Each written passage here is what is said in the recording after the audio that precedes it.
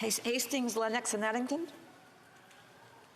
Madam Speaker, I rise today with a heavy heart to pay tribute to the icon we lost a week ago.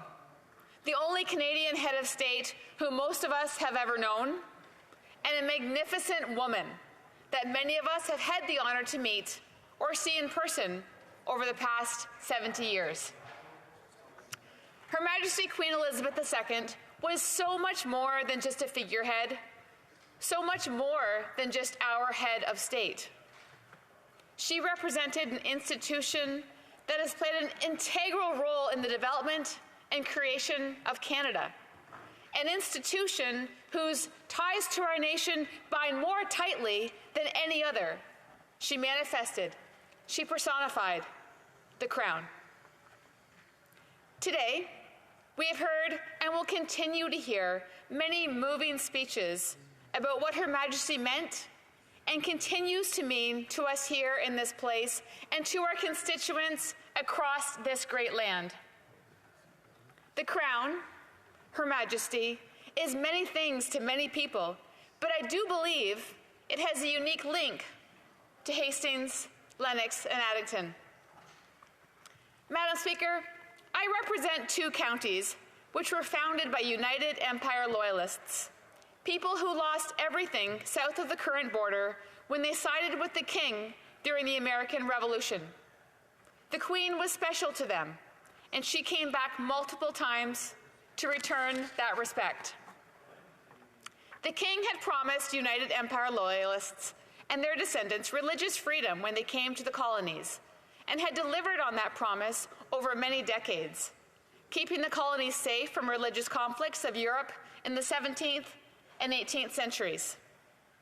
The King has made promises to the Indigenous peoples around the Great Lakes and had delivered on them as well, reiterated in the Proclamation of 1763. So Mohawk, Iroquois, and others supported the King in the revolutionary cataclysm. The integral role that many of our Indigenous neighbours played in the creation of Canada, and in particular to building the communities in Loyalist Township, is unfortunately too often forgotten, but nonetheless cannot be overstated. To them, I say miigwech. Madam Speaker, it was these peoples, drawn originally from more than 24 countries and religious backgrounds, on the surface of having only heavily accented English in common, that made up the 10,000 Loyalists, for example, who founded what became Ontario, carved out of the western flank of the colony of Quebec.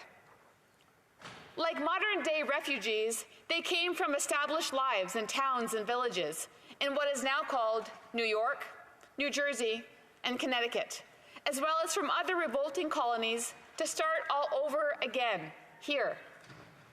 Madam Speaker, the King's surveyors were sent here in September 1783 to establish the boundaries on land grants to the Loyalists, and those boundaries continue today, many reflecting the roads we travel across Ontario, the layout of our streets, our towns, the connecting byways, and the location of town squares and great public buildings. In Hastings, the first boat loads of Loyalists were Mohawk, who traveled from Fort Hunter in the Mohawk Valley in New York State. They landed in May of 1784, and they proudly have a royal chapel where they honor that arrival and the crown they supported then and now. I had the great privilege of attending the ceremony honoring this landing earlier this year with our Chief Don Miracle of the Mohawk Bay of Quinte. Madam Speaker, the townships created in Lennox Addington and Hastings were given names to honor their king. In Lennox and Addington, which every person here today has either driven through, passed over via train, or been able to see from the air, whether they realize it or not, the townships along Lake Ontario and the Bay of Quinte were named for the children of King George III. Adolphustown, for example, was where the first non-Mohawk landed in June of 1784, and why Ontario proclaimed June 19th United Empire Loyalist Day. The road built from Kingston to Toronto, which knitted together smaller roads in the 1798-1801 period, passes through Adolphustown, Fredericksburg, and Ernestown, three more of the townships named for the children of King George. Municipal reorganization and consolidation in the 1990s placed the first two in Greater Napanee, and Ernestown became Loyalist Township. It proudly contains Bath, Odessa, and Amherstview. And it was Amherstview where Gord Downie grew up, that Queen Elizabeth came in September of 1984 to proudly cut the ribbon on the Loyalist Parkway, the new name for the old roadway known by different names along the route: Kingston Road, Bath Road, Toronto Road, and Danforth Road, among others. But in Lennox and Addington, it officially was called the Loyalist Parkway, and you know it when you pass through the ceremonial gates at Amherstview along Highway 33.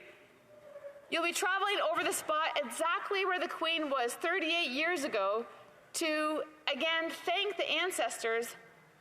Loyalists gathered that day for the loyalty they showed to King George III and for their critical role in creating Canada. We all know what our beloved Queen has meant to every Canadian. But in my riding, hearts are beating differently today as we remember and we recall what she and the monarchy have meant and continue to mean.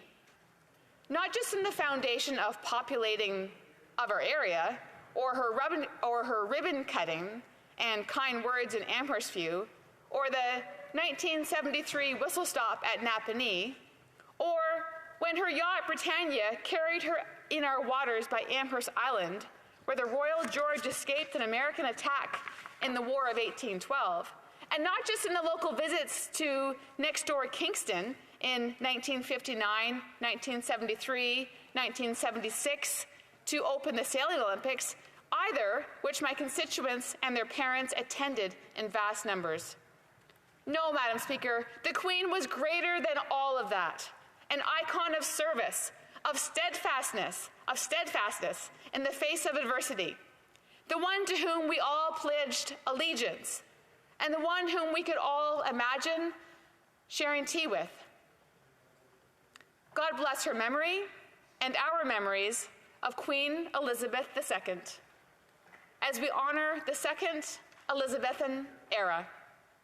Long live the King.